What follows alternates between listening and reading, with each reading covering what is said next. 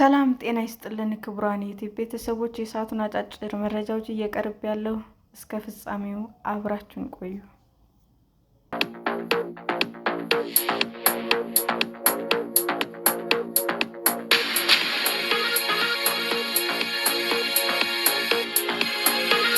አዛዦቹን በእስራኤል ጥቃት የተገደሉባት ኢራን እስላማዊ አብዮታዊ ዘብ ማን ነው? ምንስ አቅም አለው?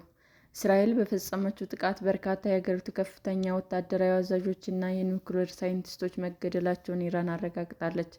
በጥቃቱ የኢራን እስላማዊ አብዮታዊ ዘብ የአየር ኃይል አዛዦች ጨምሮ ቢያንስ 20 የኢራን ወታደራዊ ኃይል ከፍተኛ አዛዦች ተገድለዋል። ይህም ኢራን የምትመካበትን ወታደራዊ ኃይል ማን ነው? ምንስ አቅም አለው? ኢራን እስላማዊ አብዮት የምዕራባውያን ወዳጅ የነበረውን የሻህ መንግስት ከስልጣን አውርዶ ቦታውን ከያዘ በኋላ ኢራንና ምዕራባውያን አስርታትን ያስቆጠረ ጠላትነት ውስጥ ናቸው። ኢራን በወታደራዊ ኃይል እየተጠናከረች በመምጣት ታካሂደዋለች የሚባለውን የኒውክሌር ግንባታ ዋነኛ ስጋት ከመሆኑ በተጨማሪ በመካከለኛው ምስራቅ ውስጥ ሀያል የሚባሉ ታጣቂ ቡድኖችን በግልጽ በመደገፍ ምዕራባውያን ወዳጆቻቸውን እንቅልፍ ትነሳለች። የሀገሪቱ እስላማዊ ስርዓት ለመጠበቅ እንዲሁም መደበኛ ጦር ሰራዊት ለመደገፍ በሚል ከ40 ዓመታት በፊት የተቋቋመው የኢራን እስላማዊ አብዮታዊ ዘብ ዘወትር በምዕራባውያን ስሙ የሚነሳው የሀገሪቱ የጦር ክፍልም ተጠቃሽ ነው። አብዮታዊ ዘብ በተለያዩ የሽብርና የመብት ጥሰት ተግባራት ውስጥ ተሳትፏል በሚል አሜሪካና ካናዳ የጦር ክፍሉን ብርተኛ ብለው ፈርጀውታል። አብዮታዊ ዘብ በአሁኑ ወቅት በኢራን ውስጥ ዋናው የጦር የፖለቲካና የኢኮኖሚ ኃይል ሆኗል። የሀገሪቱ የበላይ መሪ አያቶላህ አሊ ካሜኒና ከሌሎች ከፍተኛ ባለስልጣናት ጋርም የቅርብ ግንኙነት አለው። የኢራን አብዮታዊ ዘብ ከ190,000 በላይ ወታደሮች እንደሚኖረው የሚገመት ሲሆን የራሱን የምድር የባህርና የአየር ኃይል አጠናክሯል። ወሳኝ የሚባሉ የኢራን ስልታዊ የጦር መሳሪያዎችንም የሚቆጣጠረው ይኸው ኃይል ነው። ከዚህም በተጨማሪ በሀገር ውስጥ የሚነሱ ተቃውሞች ማፈን ዋነኛ ሚናው የሆነው ባሰጅ በሚባል የሚታወቀው የሚሊሻ ኃይልን እንዲሁም የሀገሪቷን የኢኮኖሚ አካል ተደርገው የሚቆጠሩትን ግብረ ሰናይ ድርጅቶችም ያስተዳድራል። ይሄ ብቻም ሳይሆን አብዮታዊ ዘብ ከኢራን ውጭ በሚንቀሳቀሰው ኩዱስ ኢየሩሳሌም ተብሎ በሚጠራው የጦር ክንፍ አማካኝነት በመካከለኛው ምስራቅ ለሚገኙ አጋር መንግስታትና ታጣቂ ቡድኖች ገንዘብ፣ የጦር መሳሪያ፣ ቴክኖሎጂ ስልጠናዎችን እንዲሁም ምክር በመስጠት ተጽዕኖ ያሳድራል። አሜሪካ ኩዱስ ኃይልን ሽብርተኛ ቡድኖች በመደገፍ እንዲሁም በኢራቅ እና በመካከለኛው ምስራቅ በመቶዎች ለሚቆጠሩ አሜሪካውያን የአጋር ሀገራት ጦር ሰራዊት አባላት ሞት ምክንያት የሆነ ጥቃትን በመፈጸም ትከሰዋለች። በዚህም እንደ አውሮፓውያን አቆጣጠር ጥር 3 2020 አሜሪካ በባግዳድ በፈጸመችው የድሮን ጥቃት የኩዱስ ኃይልን ዋነኛ አዛዥ የነበሩት ሜጀር ጀነራል ቃሲም ሱሌይማንን ገድላለች። በወቅቱ የመከላከያ መሳሪያ ቤቷ ሱሌይማን በኢራቅ አሜሪካዊ ተቋራጭ የገደለ የሮኬት ጥቃት ማቀነባበራቸውና አሜሪካዊ ዲፕሎማቶች እንዲሁም ወታደሮች ላይ ጥቃት ለመፈጸም እቅድ እንደነበራቸውም ገልጿል። አያቶላህ ካሜኒም ለጀነራላቸው ግድያ የኃይል የበቀል እርምጃ እንዲወስዱ ጥሪ አቅርበው የነበሩ ሲሆን ይህም ወደ ባሰ ግጭት ሊያመራ ይችላል የሚል ስጋት በወቅቱ ፈጥሮ ነበር። የአብዮቱ ተጠባባቂዎች ከአውሮፓውያን 1979 አብዮት በፊት የኢራን መጨረሻው ንጉሥ መሐመድ ሬዛ ፓህሌቪ ብሔራዊ ጸጥታ ለማረጋገጥና ስልጣናቸውን ለማስጠበቅ የሚተማመኑበት በጦር ኃይላቸው ነበር። በአያቶላህ ሩሆላ ካሜኒ የሚመሩት አዲሶቹ እስላማዊ ባለስልጣናትም ይህንን በመከተል ነበር አብዮታቸውንና አመራራቸውን ለማጠናከር ቁርጠኛ የሆነ ጠንካራ ኃይል እንደሚያስፈልጋቸውም የተገነዘቡት። በመሆኑም የሃይማኖት መሪዎች መደበኛ ጦር (አርትሽ) የኢራን ዳር ድንበር እንዲጠብቅ፣ የውስጥ ውሳኔዎችን ስርዓት እንዲያስከብር፣ ሌላ የጥበቃ ቡድን ደግሞ እስላማዊ ስርዓቱን እንዲከላከል የፈቀደ አዲስ ህገ መንግስት አውጥተዋል። አወጡ። በተግባር ግን የጠበቃ ቡድኑ በሕገ መንግስቱ ከተሰጠው ሚና ሲወጣ ይታይ ነበር። አብዮታዊ ዘቡም ከተሰጠው ኃላፊነት ውጭ ሕዝቡን ደንብና ሥርዓት እንዲያከብር የሚያደርግ ሲሆን የራሱን ጦር፣ የባህርና የአየር ኃይል አቋቁሟል። አብዮታዊ ዘቡ መደበኛ ጦር ካሉት 230,000 ወታደሮች ያነሱ ሰራዊት ቢኖረውም በኢራን እንዲሁም ሀገሪቷ ከፈጸመቻቸው ወታደራዊ ዘመቻዎች ጀርባ ያለ ዋነኛ ወታደራዊ ኃይል ተደርጎ ነው የሚታሰበው።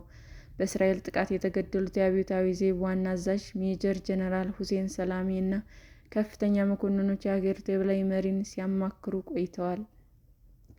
የአብዮታዊ ዘብ የባህር ኃይልም 20 በመቶ የሚሆነው የዓለም የነዳጅ አቅርቦት የሚያልፍበትና የባህረ ሰላጤ ሀገራት ከህንድ ውቅያኖስ ጋር የሚያገናኛቸውን የሆርሙዝ ባህር ወሽመጥ የመቆጣጠር ኃላፊነት አለው። የባህር ኃይሉ በዚህ ስልጣኑ ያሉትን አነስተኛ የጦር ጀልባዎች በመጠቀም ወደ ኢራን የውሃ ግዛት ቀርበዋል ያላቸውን የአሜሪካ የጦር መርከቦች ማስቆም እና ዓለም አቀፍ የመርከብ ጉዞዎችን አቅጣጫ ማስቀየሩ መነጋገሪያ ሆኖ ነበር።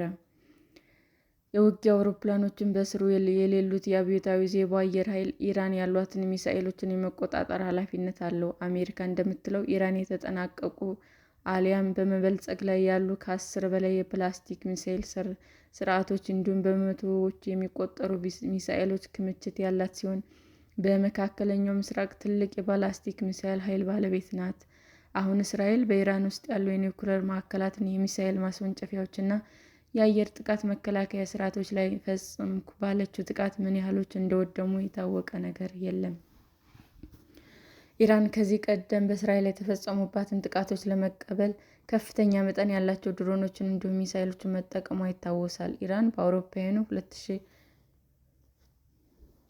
ኢራን ከዚህ ቀደም በእስራኤል የተፈጸሙባትን ጥቃቶች ለመበቀል ከፍተኛ መጠን ያላቸው ድሮኖች እንዲሁም ሚሳኤሎችን መጠቀሟ ይታወሳል። ኢራን በአውሮፓውያኑ 2018 በሰሜን ኢራቅ እና ፓኪስታን ውስጥ በሚንቀሳቀሱ ኢራናውያን ቡድኖች ላይ በሶሪያ ባለው ኢስላማዊ መንግስት ቡድን ላይ የባላስቲክ ሚሳኤሎችን ጥቃት በተደጋጋሚ ፈጽማ ነበር። የባህር ማዶ ኦፕሬሽኖች ከቅርብ ዓመታት ወዲህ የኢራን መንግስት የውጭ ፖሊሲውን ለማስፈጸም ይጠቀምበታል የሚባለው የአብዮታዊ ዘብ ክፍል የሆነው ኩዱሱ ኃይል ነው። ኢራን የኩዱሱ ኃይል በሶሪያ ከ10 ዓመታት በላይ በተካሄደው የእርስ በርስ ጦርነት ወቅት ከስልጣን የተባበሩትን ባሻር አል-አሳድን በመደገፍ ጉልህ ሚና ነበረው። ኃይሉ ለፕሬዝዳንት ባሽር አል-አሳድ ታማኝ የሆኑ ኃይሎችን በማማከር እና ከእነርሱ ጋር በመሆን የሚዋጉ በሺዎች የሚቆጠሩ የሺዓት ሙስሊም ሚሊሻዎችን እንዲሁም በኢራቅ አይኤስን ለማሸነፍ የረዳውን በሺዎች የበላይነት የሚመራውን ልዩ ኃይል በማስታጠቅ ሲደግፍ ቆይቷል። ይህም በሶሪያና በአካባቢው የተካሄዱ ግጭቶችን የእስላማዊ አብዮታዊ ቡድን አዛዥ የነበሩትን ጀነራል ሱሌይማን በኢራን ውስጥ ይበልጥ እንዲታወቅ አድርጓቸዋል። ነገር ግን ጀነራል ከ5 ዓመት በፊት በዶናልድ ትራምፕ ጥቃት ኢራቅ ባግዳድ ውስጥ መገደላቸው ይታወሳል። አሜሪካ የቁዱስ ኃይል ኢራን በሊባኖስ የሚንቀሳቀሰውን ሂዝቡላህንና የፍልስጤሙን እስላማዊ ጂሃድን ጨምሮ በመካከለኛው ምስራቅ የሚንቀሳቀሱና በሽብርተኝነት ለተፈረጁ ቡድኖች ዋነኛ የድጋፍ ምንጭ ነው ትላለች። ኢራን ይህንን የአብዮታዊ ዘብ አካል የሆነውን ኩዱስ የተባለውን ቡድን ገንዘብ፣ ስልጣን፣ የጦር መሳሪያዎችና ቁሳቁሶችን በመስጠት ለማጠናከር እና ለመርዳት የምትጠቀምበት ዋነኛ ዘዴው ነው ስትልም ዩናይትድ ስቴትስ በይፋ ትከሳለች።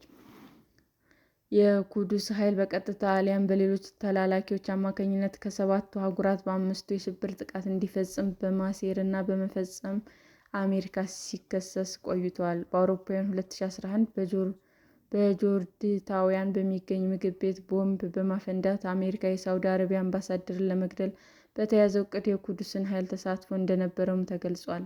ከ1 ዓመት በፊትም የጀርመን ፍርድ ቤት የጀርመን እስራኤል ቡድን የቀድሞ መሪ እና ከቡድኑ ጋር ግንኙነት ያላቸው ሰዎች ሲሰልል በተገኘው የኩዱስ ኃይል አባል ላይ የጥፋተኝነት ብይን አስተላልፏል። እንዲህ አይነት ድርጊቶች አሜሪካ እንደ አውሮፓውያን አቆጣጠር ሚያዝያ 2019 የኢራን አብዮታዊ ዘብን በውጭ ሽብርተኛ ቡድን እንድትፈርጀው ምክንያት ሆኗል። በይፋ የሚታወቀውና መንግስታዊ የሆነ ወታደራዊ ኃይል በሽብርተኝነት ሲፈረጅም ይህ የመጀመሪያው ነው። ከዚህም በተጨማሪ አሜሪካ በኢራን የነዳጅ ዘይት የውጭ ንግድ ላይ የጣለችውን ማዕቀብ በማጥበቅ ምጣኔ ሀብቷ ይበልጥ እንዲዳከም እያደረገች ነው። በምላሹም ኢራን የአጸፋ እርምጃ ወስዳለች። አብዮታዊ ዘብ የአሜሪካ የጦር የቀኝ ድሮንን በሆርሙዝ የባህር ወሽመጥ ላይ መትቶ የጣለ ሲሆን በማስከተልም የዩናይትድ ኪንግደም ንብረት የሆነ ነዳጅ ጫኝ መርከብንም በቁጥጥር ስር አውሏል። በተጨማሪም በኦማን ባህረ ሰላጤ ላይ በ6 ነዳጅ ጫኝ መርከቦች ላይ ውድመትን ካስከተሉ ተከታታይ ፍንዳታዎች ጀርባ ኢራን እጅ አለበት ስትልም አሜሪካ ወንጅላለች። ከዚህም በኋላ በሁለት የሳውዲ አረቢያ የነዳጅ ተቋማት ላይ የድሮን እና የክሩዝ ሚሳኤል ጥቃት በመፈጸም እንዲሁም የአሜሪካ ወታደሮች በሚጠቀሙበት የኢራን የጦር ሰፈርን በማጥቃት አንድ አሜሪካዊን በመግደልም ከሳታለች።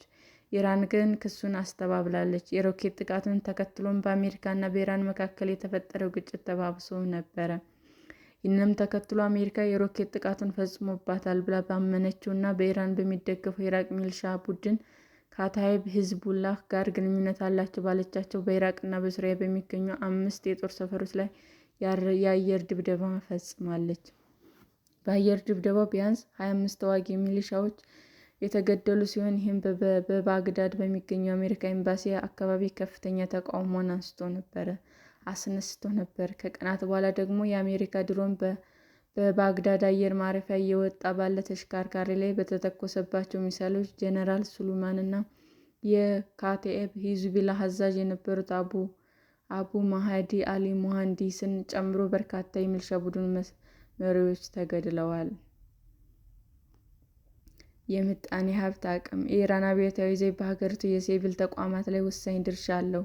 ወደ 100,000 የሚጠጉ ወንድና ሴት እስላማዊ በጎ ፈቃደኛ ሚሊሻ ያሉት ባስጂታ ታጣቂ ኃይል ይቆጣጠራል። ባስጂታ ለአብዮቱ ታማኝ ሲሆን ብዙ ጊዜ በሀገሪቱ ውስጥ የሚፈጠሩ ተቃውሞዎችን ለመበተን ይጠቀምበታል።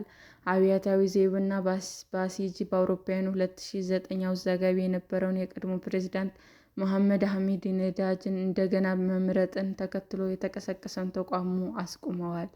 በዚህ ተቃውሞ በርካታ የተቃዋሚ ደጋፊዎች የተገደሉ ሲሆን በሺዎች የሚቆጠሩ ታስረው ነበር። የአብዮታዊ ዘብ ኃይል ከአያቶላህ ካሜኒ ጠንካራ ድጋፍ በኢራን ፖለቲካ ቁልፍ ተዋናይ መሆን ችሏል።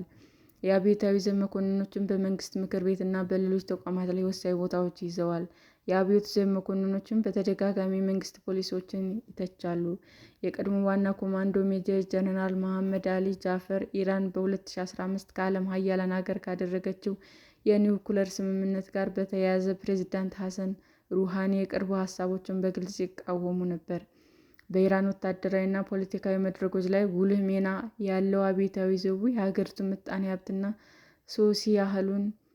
ሲሶ ያህሉን እንደተቆጣጠረውም ይታሰባል። ከወታደራዊ ዘርፍ ባሻገር አብዮታዊ ዘብ በቤቶች፣ በገደብ እና በመንገድ ግንባታ፣ በነዳጅ እና ጋዝ ፕሮጀክት፣ በምግብ፣ በትራንስፖርት እንዲሁም በትምህርት እና በባህል ተግባር ላይ በንቃት ይሳተፋል። የአብዮታዊ ዘቡ የምህንድስና ክንፍ ሀታም አሊ ቢያን በ10 ሺዎች የሚቆጠሩ ሰራተኞች እንዳሉት የሚነገር ሲሆን በግንባታና በምህንድስና ውሎች በቢሊዮኖች የሚቆጠሩ ዶላሮችን ያገኛል። ከኢራን ምጣኔ ሀብት መዳከም ጋር በተያያዘ ተቃውሞዎችም ሲያጋጥሟቸው የነበሩት ፕሬዝዳንት ሩሃኒ የተንሰራፋውን የአብዮታዊ ዘቡን የንግድ ኢምፓየርን በተደጋጋሚ ተችተዋል። በአንድ ወቅትም ቡድኑ የመንግስት ተቋማት ያስፈራ መሳሪያ ያለው መንግስት ሲሉ ገልጸውት ነበር። ሰላም ጤና ይስጥልን ውድ የዩቲዩብ ቤተሰቦቼ እንዴት ናችሁ? አዲስ ጀማሪ ነኝና ሰብስክራይብ ያደረጋችሁ አበረታቱኝ። አመሰግናለሁ። ክቡራን የዩቲዩብ አድማጮቻችን ለሰዓቱ ያቀረብኩላችሁ አጫጭር መረጃዎች ይህንን ይመስል ነበር። በሌላ መረጃ እስክንገናኝ ሼር፣ ላይክ፣ ሰብስክራይብ እንዲሁም ቢቀርብልን የምትሉት መረጃ ካለ ኮሜንት እያደረጋችሁ ቸር ቆዩን።